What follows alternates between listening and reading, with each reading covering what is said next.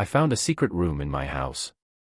I'm Jack, 34 years old, and life's been tough lately. After my divorce, I struggled to keep it together financially, juggling 2 jobs just to stay afloat. My daughter, Emma, lives with her mom, but I get to see her every other weekend. Buying a house seemed like a far-off dream, but when I found this old Victorian for a ridiculously low price, I couldn't pass it up. The house had charm. Despite its age and a few creaky floors, it felt like the perfect place to start over, maybe even have Emma stay over more often. Everything seemed fine until I found the hidden room in the basement.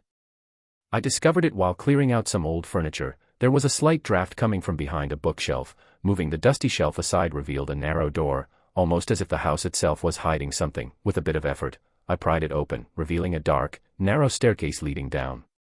Grabbing a flashlight, I descended the stairs, my footsteps echoing off the stone walls. At the bottom was a small, cold room with a damp, musty smell, but what caught my attention was an old, ornate mirror leaning against the far wall. Its frame was carved with unsettling, grotesque figures that seemed to twist in the flickering light.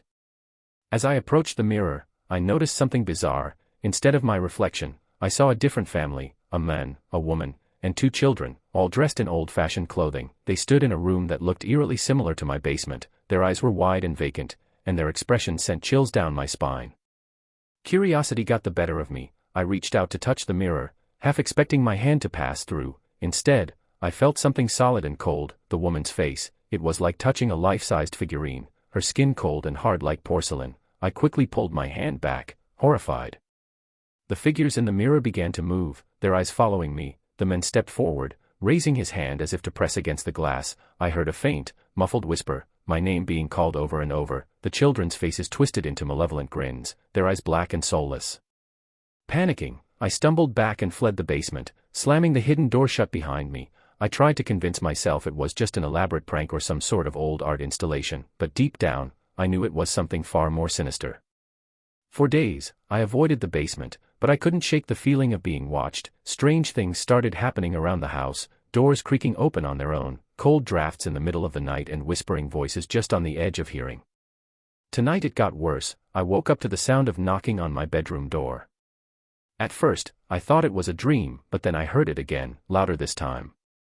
They were calling my name. I grabbed my phone and checked the time, 3 a.m. I mustered the courage to approach the door. My hand trembled as I reached for the knob, but I stopped when I heard the voices. It was the family from the mirror. They were outside my door, their voices clear and filled with anger. "Jack, let us in," the man's voice was low and menacing.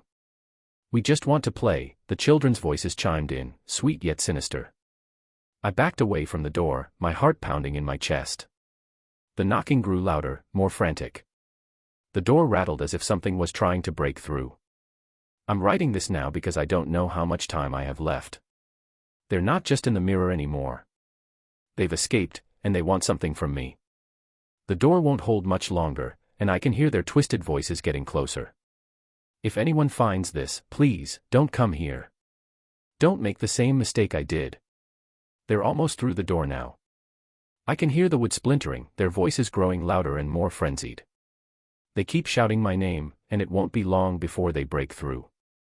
God help me, I don't know what they want, but I'm terrified to find out.